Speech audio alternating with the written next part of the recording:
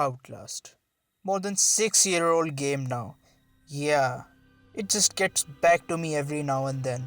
Cause let me tell you that this game is an experience I never had before and will never have if it's not for this game alone.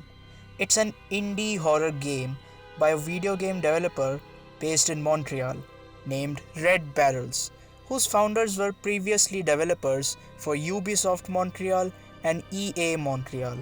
That's why it barely feels like an indie game, at least to me. It was released for Microsoft Windows, PlayStation 4, the Xbox One, Linux, Nintendo Switch, and OS X, and is based on the Unreal Engine 3, which, like the game, is quite dated now. In the main game, Outlast, you play as a freelance investigative journalist, Miles Upshur, who has been tipped off with some serious information from an employee at the Mount Massive Asylum that illegal, inhuman, and brutal experiments are being performed on actual human beings, turning them into deformed, both physically and mentally, beings. Being desperate and hoping to have some good chances for his career, he decides to visit Mount Massive Asylum at night, alone, without any defensive weapons, but a video camera with some batteries and the email copy of the person who tipped Miles off. Like, seriously, dude. You find your way in and enter the asylum, but soon realize what a dumb you were in the first place. A dying, impaled army guy tells you to leave the damn place and tells him about the variants and that you cannot fight them. Now that's your cue to get the out of that place, and while on this mission, you encounter stuff. From a guy jerking off to a couple of dead bodies to a guy actually one, this prison is home to every nightmare impossible. The aforementioned variants are up guys that once were actual human beings until they were captured by the Murkoff Corporation, the notorious organization behind all this crap. Anyway, some variants need you dead, some ask weird questions strapped to a jacket,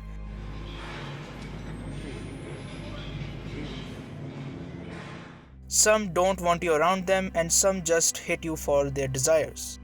You barely can judge which one will do or wants what.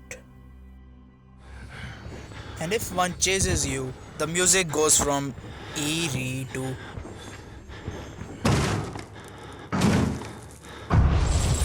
heart pumping, and the only thing you can do is hide, run, or die.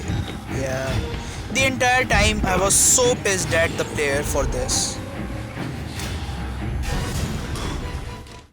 But he does actually defend himself, albeit in some sequenced action.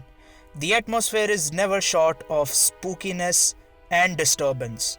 When you're alone and finding something, you do hear some of the background noise without any music, and in the dark, you have the liberty of using your video camera as a night vision camera, which drains the batteries. But don't worry, you do find them on your way to the end.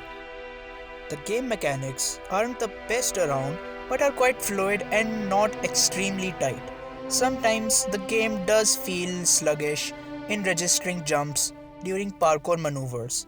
You also have the controls to peek around corners and hold the doors to open them slowly. The player never runs out of breath, whether you make him jump around like a mother a million times. You also have the option of hiding under the bed or in a locker when an enemy is chasing you. During your journey, you do find a number of documents and notes that reveal the dark yet interesting secrets of the place and the Murkoff Corporation. A gigantic variant named Chris Walker, who is a former army guy, chases you a lot of times throughout the game. He appears in a number of places in the asylum, from the sewer to the administration block. While he chases you, it almost feels like your neighbor's dog is running after your ass. Sometimes though, it gets extremely frustrating when he drags you out of the tunnels and space between two shelves, both of which he cannot pass through because of how fond he is of hamburgers. Aside from you, though, he also likes to mutilate other harmless variants. The following year, a DLC of the game named Whistleblower was released, in which the player plays as the guy who sent the email about the Murkoff to Miles. The guy is a software engineer working for Murkoff named Valen Park. His email is found by another Murkoff employee, Jeremy Blair, and Valen is captured by Murkoff and is then placed with the rest of the patients. Fortunately, though, circumstances lead to Valen having a chance to escape, and in my opinion, this journey is even scarier than before.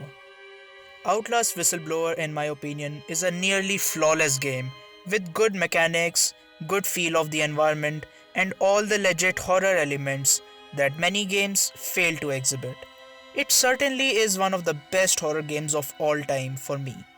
Some complaints that I do have about this game is that the gameplay sometimes feel a bit too repetitive and some jump scares do feel a bit boring. All things considered, I give it an 8 out of 10.